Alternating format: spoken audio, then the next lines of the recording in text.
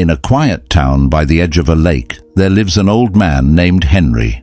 He's 84 now. His hair, once the color of walnut, is silver and soft.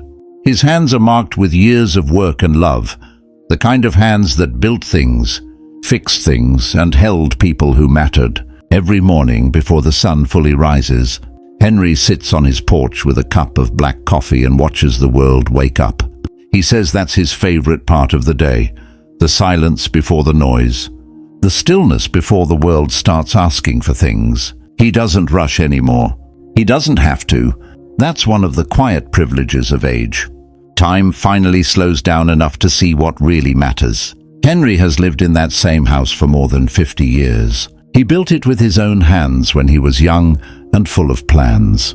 It's where he raised his children, buried his dog, grew his garden, and loved his late wife, Margaret.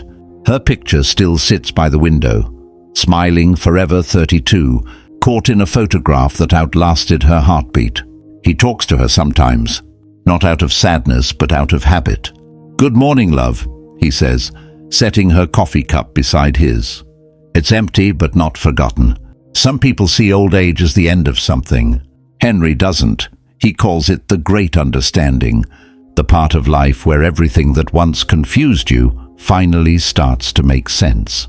He says, "You spend your first 40 years learning how to live, and your last 40 learning how to understand it." In his younger years, Henry chased what most people chase: a good job, a nice home, respect and security. He worked hard, missed some moments he wishes he could get back. But now, sitting on his porch, he realizes none of those things were the real goal. The goal was peace, and peace doesn't live in achievement. It lives in gratitude. He laughs when he remembers how impatient he used to be. "Back then," he says, "I was always looking ahead. I didn't know how to just sit still and be. Now stillness is my best friend." Every afternoon, Henry takes a slow walk around the lake. He nods to the joggers, waves at the kids on bikes, and stops to feed the ducks. He calls it keeping company with time. He knows he moves slower now, but he doesn't mind. He says life should never be a race, especially when you're close to the finish line. Sometimes the young folks in the neighborhood stop to talk. They ask about his secret to living so long. He smiles and says, "I didn't rush the hard parts, and I didn't cling too tightly to the good ones.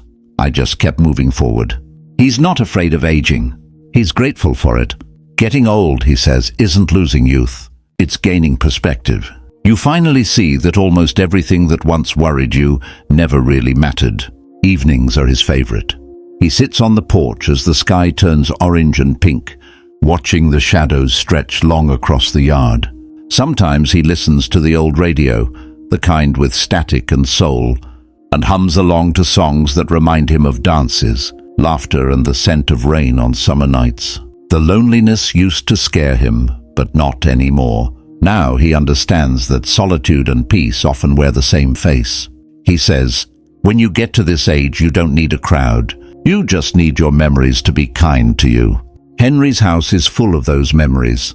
The framed photos, the creaky floorboards, the smell of old books and lemon oil. Every object has a story. The rocking chair by the fire once belonged to his father. The clock on the mantel hasn't worked in years, but he keeps it because his wife loved the chime. Sometimes, when the light hits just right, he swears he can almost see her sitting there, smiling at him, like she always did when he forgot what he was trying to say. He's learned that wisdom isn't about having all the answers. It's about making peace with the questions. It's about forgiving the younger version of yourself for not knowing what you know now. When the neighbor's teenage son came to him for advice after his first heartbreak, Henry just chuckled and said, "Son, one day you'll thank her. Every broken thing you carry will teach you how to love better next time." He knows now that life's lessons don't come in books or lectures.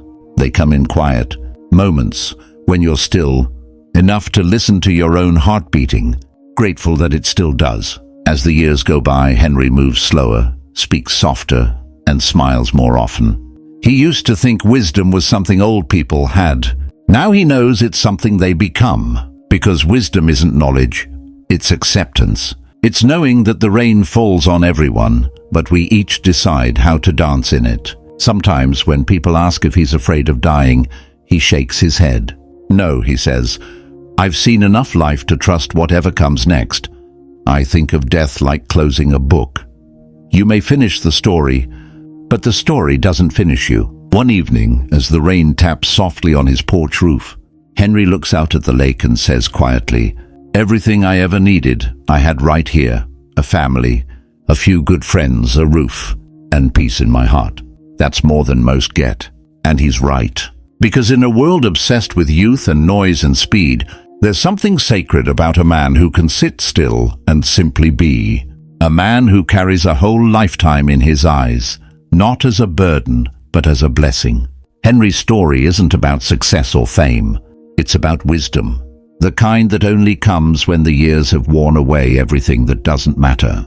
He reminds us that the final stage of life isn't an ending. It's a harvest. The season where all your choices, mistakes and loves turn into something gentle and golden. He calls it the season of gratitude. So if you're listening right now, maybe you're growing older yourself, take a moment to remember Henry's lessons. Slow down. Be kind. Say thank you more often.